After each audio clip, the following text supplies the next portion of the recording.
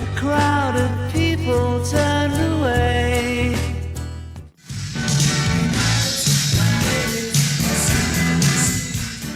Tin soldiers and Nixon come.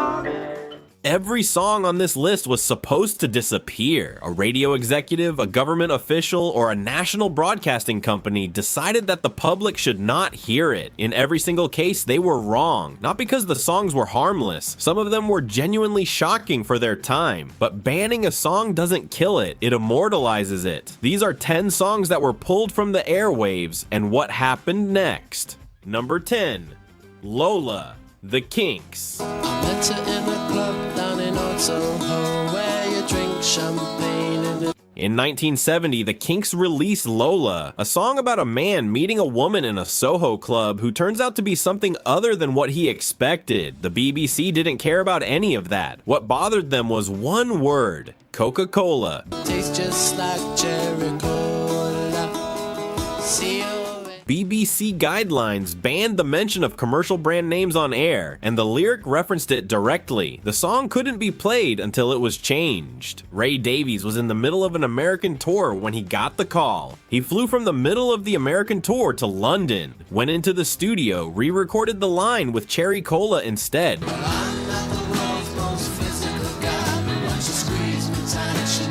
And the take was unusable, so he flew back to the States, played a show in Chicago, flew back to London again, nailed it on the second attempt, and returned to the tour. 16,000 miles to change 2 words.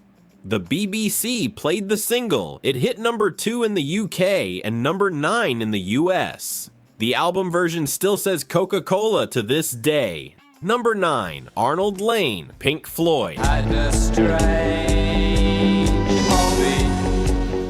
Arnold, Layne was Pink Floyd's debut single, released in March 1967. It was written by Syd Barrett about a real person. Someone in Cambridge had been stealing women's underwear from washing lines.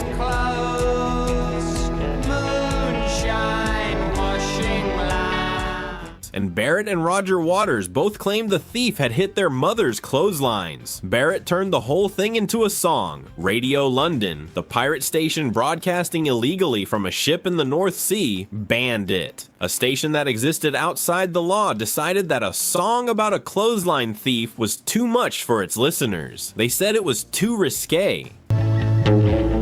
On the wall.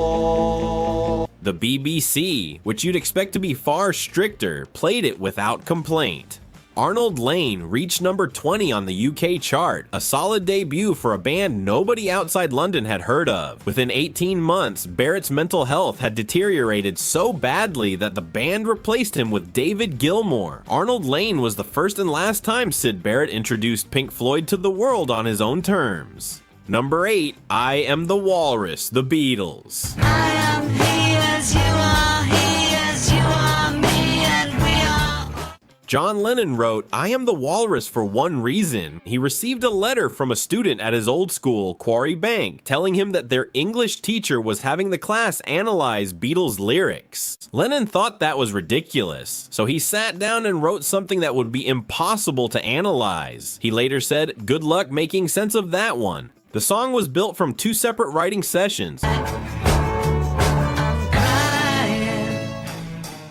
A children's nursery rhyme, a Lewis Carroll reference, a 16-voice choir from the Mike Sam's Singers, and a live BBC radio broadcast of King Lear, which was fed into the studio during the final mix. None of that is what got it banned. Waiting for the van to come. The BBC pulled it from airplay because of one line they considered indecent. One line, that's what did it.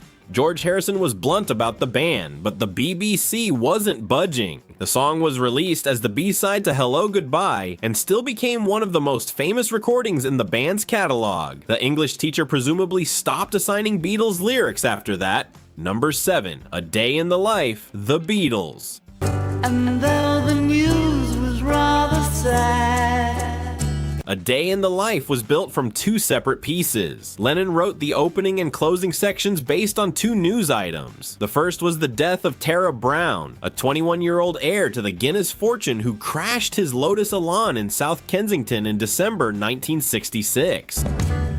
he didn't notice that the lights had changed. The second came from an article in the Daily Mail about 4,000 potholes on the roads of Blackburn, Lancashire. McCartney contributed the middle section, a rushed, mundane morning routine. The two halves were stitched together with a 40-piece orchestra playing an ascending improvised crescendo. McCartney had been carrying one line he couldn't use anywhere else. It ended up closing Lennon's sections, "I'd Love to Turn You On." The BBC banned the song on May 23, 1967. The director of BBC Sound Broadcasting, Frank Gillard, wrote in his letter, "Never thought the day would come when we would have to put a ban on an EMI album. But the phrase 'turn you on' was too close to Timothy Leary's 'turn on, tune in, drop out.'" Crowd of people stood and stared. The song stayed off BBC radio for 5 years. It came back in 1972. By then, nobody needed the BBC to tell them it was a masterpiece. Number 6, Darling Nikki, Prince. Darling Nikki was never released as a single. It was the 5th track on Purple Rain, buried in the middle of one of the best-selling albums of 1984.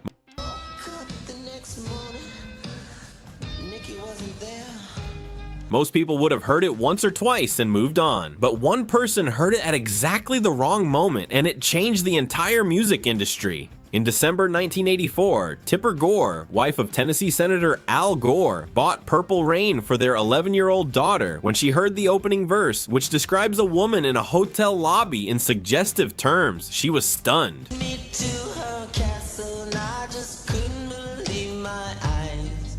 She later wrote, "The vulgar lyrics embarrassed both of us. At first, I was stunned. Then I got mad." Within 5 months, Gore had co-founded the Parents Music Resource Center with 3 other Washington wives. They compiled a list of 15 songs they found most objectionable. They called it the Filthy 15. Darling Nikki was number 1 on that list. On September 19, 1985, the PMRC brought their case to a Senate hearing. 3 musicians testified against them. Frank Zappa called it an absurd overreaction to a problem that didn't exist. Dee Snider of Twisted Sister accused the committee of misreading his lyrics entirely. And John Denver, the last person anyone expected to side against the censors, compared the whole thing to the kind of thinking that led to book burnings. It didn't matter. By November, the Recording Industry Association of America had agreed to place a voluntary warning sticker on certain albums. The black and white parental advisory label became one of the most recognized symbols in music. Teenagers treated it like a seal of approval. Albums with the sticker often sold better, not worse. Prince never said a word about any of it publicly. Purple Rain went on to sell over 25 million copies. A track that was never even a single ended up reshaping how music was packaged and sold in America. One song, one parent, one sticker that changed everything. Before the top 5, one quick thing. If you're enjoying this, hit subscribe. It's free. It takes 1 second and it helps us make more of these. Okay, let's keep going.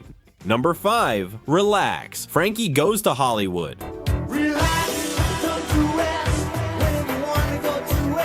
Relax was released in November 1983, and nobody cared. It entered the UK chart at number 67 and slowly climbed for weeks. By early January, it had only reached number 35. A decent run for a debut single from a Liverpool band most people had never heard of, nothing more.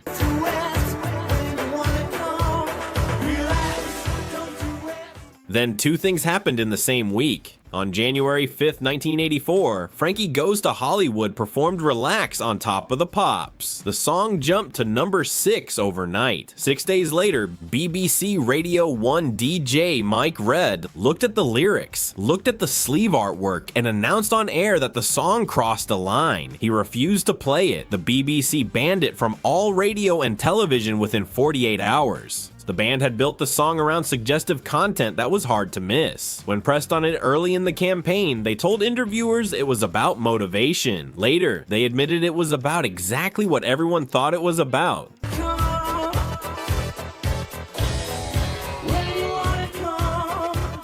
The band was the best thing that ever happened to them. Record shops across Britain couldn't keep it in stock. Commercial radio stations put it in heavy rotation specifically because the BBC wouldn't touch it. One Aberdeen record store told the press that people were walking in just to hear what all the fuss was about. On January 28th, Relax hit number 1. It stayed there for 5 consecutive weeks. The BBC refused to show the performance on Top of the Pops during the entire run. They just displayed a still photograph of the band while announcing the chart position, then cut to another artist. By the time the BBC quietly lifted the ban in December, the single had sold over 2 million copies in the UK alone. The label's boss, Dave Robinson, couldn't resist. He said publicly, "We thank Radio 1 and BBC TV for their help." Frankie Goes to Hollywood went on to land their first 3 singles at number 1, only the second act in UK history to pull that off. The first was Jerry and the Pacemakers, also from Liverpool. The t-shirts reading "Frankie Says Relax" became one of the defining images of the entire decade, all because a DJ decided one morning that he'd heard enough. Number 4, Imagine, John Lennon. Imagine all the people. This one is different from every other song on this list. Nobody banned Imagine because it was offensive, political, or dangerous. They banned it because the world had just changed overnight and nobody knew what to do. On September 14th, 2001, 3 days after the September 11th attacks, Clear Channel Communications sent an internal memo to its 1,100 radio stations. Living for today. The memo contained a list of over 150 songs that programmers were encouraged to pull from rotation. The company called them lyrically questionable. The list included AC/DC, Metallica, the entire Rage Against the Machine catalog, and Louis Armstrong's What a Wonderful World. Right there alongside them was Imagine, a song about imagining a world without borders, without belief systems, without ownership. The most famous plea for unity in the history of popular music, and someone in a corporate office decided that a nation in mourning shouldn't hear it. Country. It isn't hard. Clear Channel denied it was a ban. They called it a suggestion. But when the biggest radio company in America suggests something to over 1,000 stations, the distinction gets a little thin. Most stations complied. The list leaked to the press within days. The public reaction was immediate. People couldn't understand how What a Wonderful World and Imagine ended up on the same list as hard rock and heavy metal. The Bangles' Walk Like an Egyptian made the list too, apparently because it referenced the Middle East. The memo became one of the strangest footnotes of that entire period, a snapshot of a moment when fear overrode common sense, when even a song asking people to imagine living in peace felt like too much to handle. Clear Channel eventually became iHeartMedia. The memo faded, the song didn't. Number 3, Ohio, Crosby, Stills, Nash, and Young. This summer I hear the drum for dead in Ohio. On May 4th, 1970, the Ohio National Guard turned on student protesters at Kent State University. The confrontation lasted 13 seconds. 4 students died. 9 more were injured. Some of them hadn't even been part of the protest. Neil Young saw the photographs in Life magazine about 2 weeks later. The most famous image showed a 14-year-old runaway, Marianne Vecchio, kneeling beside a fallen student, Jeffrey Miller. According to David Crosby, Young took one look at the picture, picked up his guitar, walked into the woods, and came back an hour later with a song. Get down to it. Soldiers are cutting us down. They booked a studio that same day. On May 21st, Crosby, Stills, Nash, and Young recorded Ohio at Record Plant in Los Angeles. It took 3 takes. Crosby cried when they finished. Atlantic Records rushed it to pressing, and the single was on the radio within weeks. Should have been done long ago. Even though the band already had another hit, Teach Your Children, climbing the charts at the same time. AM radio stations across the country refused to play it. The song named Nixon directly, and in 1970, criticizing the president on commercial radio was considered a genuine professional risk. Station owners didn't want to end up on Nixon's famous enemies list, so the big city AM stations pulled it. FM stations and college radio played it freely. It didn't matter. Ohio reached number 14 on the Billboard Hot 100, driven almost entirely by underground airplay and word of mouth. Neil Young later called it his best work with the band. He also admitted to feeling conflicted about it. He wrote in his memoirs that it was ironic he'd capitalized on the deaths of American students. But the song did what no news broadcast could. It turned 4 names most Americans would have forgotten into something permanent. 13 seconds at Kent State. 3 takes in a studio. 1 song that made sure nobody forgot. Number 2, God Save the Queen, Pistols. God save the Queen, the fascist regime. In June 1977, Britain was preparing for Queen Elizabeth's Silver Jubilee. 25 years on the throne, street parties, bunting, national pride. Released a single that openly mocked the monarchy and everything it stood for. The BBC banned it immediately. The Independent Broadcasting Authority followed.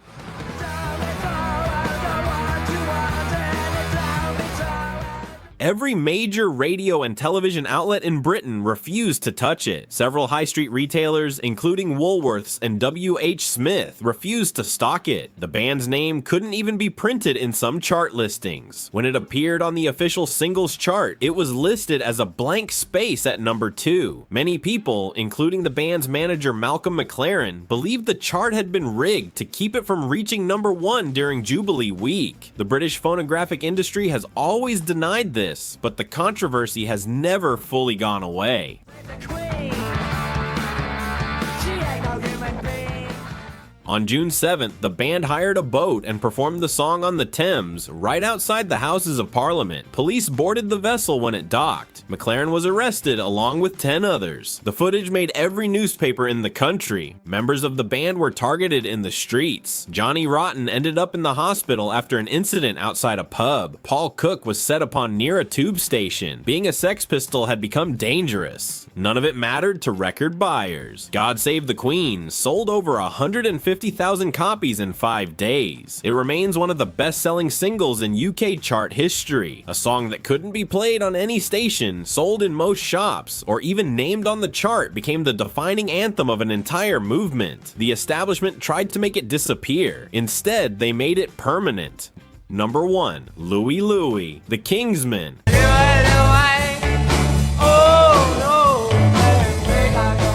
The Kingsmen recorded Louie Louie in 1 take at a Portland, Oregon studio in April 1963. The vocals were virtually unintelligible because singer Jack Ely was shouting upward into a microphone hung from the ceiling, too high for him to reach properly. Nope.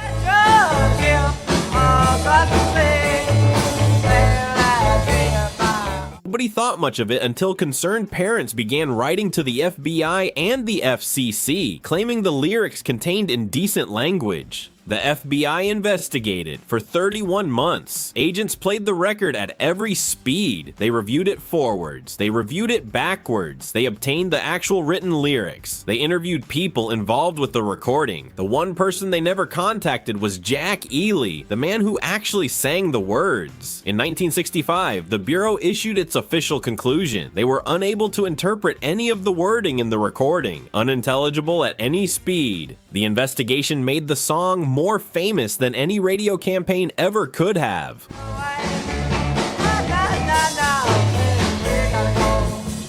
Louie Louie has been covered over 1,000 times. It was nearly adopted as the official state song of Washington. The FBI spent 2.5 years chasing dirty words in a song about a sailor missing his girlfriend, and all they proved was that sometimes a lousy microphone placement is just a lousy microphone placement. And that's what nobody in charge ever figured out. You ban a song, people want to hear it more. It happened in 1963. It happened in 1977. It happened again in 2001. The ban is always what people remember. Not the song, not the lyrics, not the artist. The ban. And that's the part that never goes away. If we missed a banned song that deserves a spot on this list, the comments are right there. And if this is your first time, hit subscribe. There is a lot more where this came from.